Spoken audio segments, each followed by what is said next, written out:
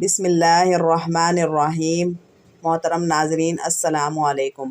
آج میں آپ کے ساتھ نبی کریم صلی اللہ علیہ وسلم کا بتایا ہوا وظیفہ شیئر کروں گی جو بہت ہی مجرب اور انتہائی آسان ہے۔ ہمارے نبی کریم صلی اللہ علیہ وسلم نے جو بات اپنی زبان مبارک سے کہہ دی وہ بات بالکل برحق اور سچ ہے۔ آپ اس وظیفے کو اپنی زندگی کا معمول بنائیں، انشاءاللہ اس عمل کی برکت سے اللہ تعالیٰ آپ کی ہر دعا کو سنے گا اور قبول فرمائے گا۔ جو لوگ چاہتے ہیں کہ وہ کسی مصیبت اور پریشانیوں میں مبتلا نہ ہوں، اور اگر وہ کسی مصیبت و پریشانی میں مبتلا ہو بھی گئے ہیں تو اللہ تعالیٰ ان کی غیبی مدد فرمائیں گے۔ انسانوں کے بہت سے مسائل ایسے بھی ہوتے ہیں جن کا حل کرنا انسان کے لیے بہت مشکل ہو جاتا ہے۔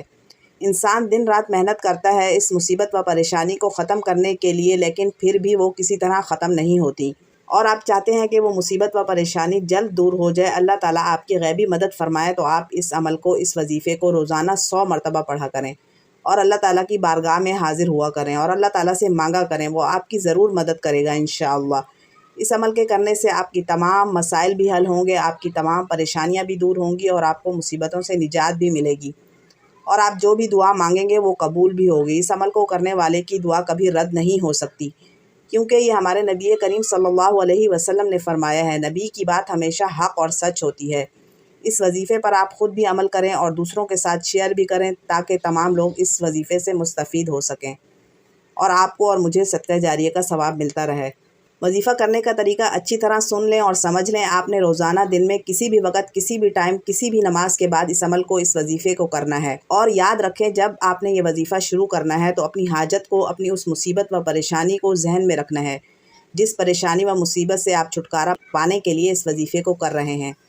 اس مقصد و پریشانی کو اپنے ذہن میں رکھنا ہے۔ کرنا آپ نے یہ ہے کہ روزانہ ان کلمات کا آپ نے ورد کرنا ہے۔ وہ کلمات یہ ہیں: لا الہ الا انت سبحانک انی کنت من الظالمین۔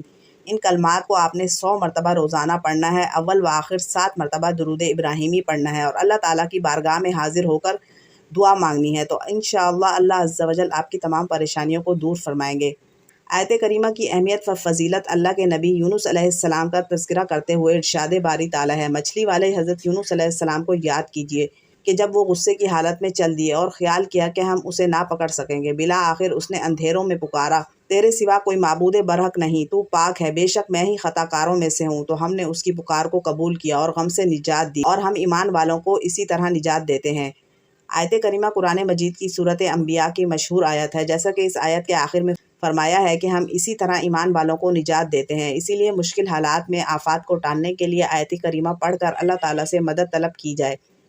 سعد بن ابی وقاص رضی اللہ تعالیٰ عنہ نے فرمایا کہ رسول اللہ صلی اللہ علیہ وسلم نے ارشاد فرمایا، مچھلی والے پیغمبر کی دعا جب انہوں نے مچھلی کے پیٹ میں پکارا، لا الہ الا انت سبحانک انی کنت من الظالمین، جو مسلمان بھی کسی جائز حاجت کے لیے دعا کرتا ہے تو اللہ تعالیٰ اس کی دعا قبول کرتا ہے۔ اس حدیث کے متعلق ہے کہ ایک آدمی نے کہا، اے اللہ کے رسول، کیا یہ دعا حضرت یونس علیہ السلام کے ساتھ ہی خاص ہے یا عام مومنین کے لیے بھی ہے؟ تو نبی کریم صلی اللہ علیہ وسلم نے فرمایا، کیا تو اللہ تعالیٰ کا یہ فرمان نہیں سنتا؟ ہم نے اسے غم سے نجات دی اور ایمان والوں کو ہم اسی طرح نجات دیتے ہیں۔